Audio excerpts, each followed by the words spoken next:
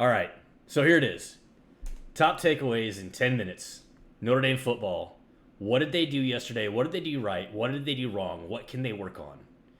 And everybody out there, we've all heard the hype about Sam Hartman. I think the big takeaway yesterday that people are overlooking, that big media is overlooking, is Audric Estime. He rushed for 95 yards yesterday, had 26 passing yards. So, doing math in public, 111 all-purpose yards? 121 all-purpose yards. Again, doing math in public. Never a good idea, right? One rushing touchdown. I didn't love the fumble. He had the loose ball carry. That's tough, right? And I kind of wonder if he got benched because of that for a short period of time. If it was some combination of that and just wanting to keep him healthy. He obviously came back in the game later after the fumble, had that great reception. So they didn't fully bench him. They got Jeremiah Love in there. He had 4 carries for 40 yards. Jadarian Price had 4 carries for 24 yards and a touchdown. We had a great game running the football yesterday. And I feel like there's just not been enough emphasis on that. Because without that, the play action doesn't happen. It doesn't open up the passing game. And it doesn't allow us to score 42 points against, what legitimately, Navy's a pretty good team. They didn't come out. They're not going to be some lackluster team, right? And you never see their scheme. They're very exotic in what they show. So they're going to upset some teams this year, and they're going to make an appearance this year. Winning record, definitely. I would say 8-6 or 8-4, 8-4 record. Maybe let's call it 8-5. I think they lose their bowl game. But all right. Notre Dame's wide receiving core. This is another thing, people are talking about Great House and, the 2 touchdown passes, and that's great and wonderful and all. The big thing that I want to focus on, that I think really needs to be said, something that we really need to talk about, 2 drops. Why is that important? Because in the previous years, the number of drops was maybe double digits in some games. It was bad. Yesterday, we only had 2 drop footballs. We had 5 receivers with over 20 reception yards. The average for those receivers was over 10. The average reception for all 5 of those receivers was over 10 yards. And by the way, make that 6 receivers when you include Audric Estime with his 2 receptions for 26 yards. That's amazing. How do we do it? Well, Sam Hartman, right? That's what big media has been talking about. It's been all over the news.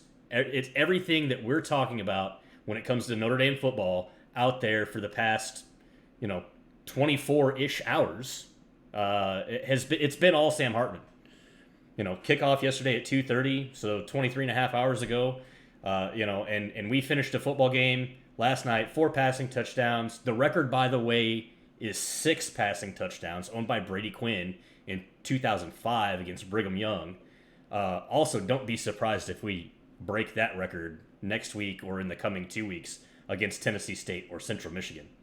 The last time we had a quarterback pass for 4 passing touchdowns in one game, the best I could find, Ian Book, 2019 versus Duke. It's been 4 years, folks. That's a little crazy, right? This is our first game of the season.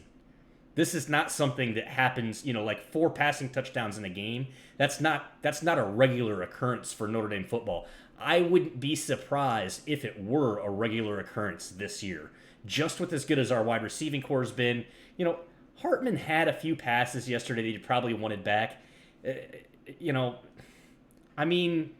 So what? He was 19 for 23. There were 2 drops, and he really only had 1 bad pass. Maybe 2. He had 3 that he wanted back, but, one of them was just a ball that he didn't let go on time. and didn't put it right where he wanted to, it would have been a touchdown, right? It would have been a touchdown reception. Um, so, great game, right? Like, great game from the offense overall. I'm going to spend the next 5 minutes talking about our defense because our defense, I think for some people, is an area of concern, and I don't think it should be. And there's a few reasons why. We only prepared for Navy. We prepared for Navy for 2 weeks, which we needed to do, right? We're not going to see triple option again this year at all. It's a unique play style. It's very much the kind of defense where you have to make your play on the ball and on the ball carrier and play your man and trust or know what your defensive schematic is, first off, and then trust that the guy behind you, if there is one, is going to make the next play and going to make the play on the next guy. That's what that offense is about. That's why that's why that offense is so dangerous, because if you make one guy miss, you can take that ball to the end zone. Or you can count on the only other player that's back there to make the play is going to be a safety, right? Who may or may not even be in the play at that point. So that's why Navy gets big yardage situations. That's why the cornerbacks have to kind of sell out on the run, and why we had some wide open situations on some of those passing routes. Navy's not a passing team. They're not going to be a passing team, and we didn't play them like they were ever going to throw the football. So that's why we saw some of those big open routes, and they'll gouge you here and there on stuff like that. The fact that we held them to 3 points, really good overall for our football team. Like we're gonna see. You're gonna see that against teams like Navy, where you're just gonna get beat deep a few times because the corners and the safeties are gonna sell out on the run. They have to. You have to play the run first. And we saw early on where some of the like where our front 8 really, front 7 were not making the play on the ball carrier, and we're assuming that somebody behind them was going to make that play. And that's why we saw, early in the first couple possessions from Navy where we had some of those big 6, 7, 8, even 9-yard runs. But the fact that we were able to stretch them down the field, players started to instinctively start to trust the people behind them to make the play. And that's where we got into situations where, like we forced a bad snap, big tackles for loss, things like that. Here's what I really want to the final takeaway from yesterday's game. And I've heard people say I'm really disappointed that we didn't shut them out. Don't be. Do not be disappointed at all by that.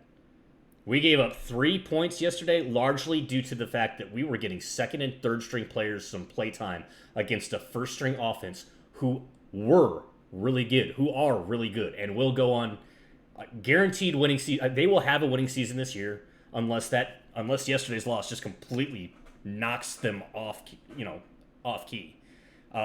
They will have a winning football season. I really do think they'll go 8-4 regular season. They'll probably lose their bowl game because they'll get paired up against somebody that'll be hard to beat. But we had 20 different players make a tackle yesterday.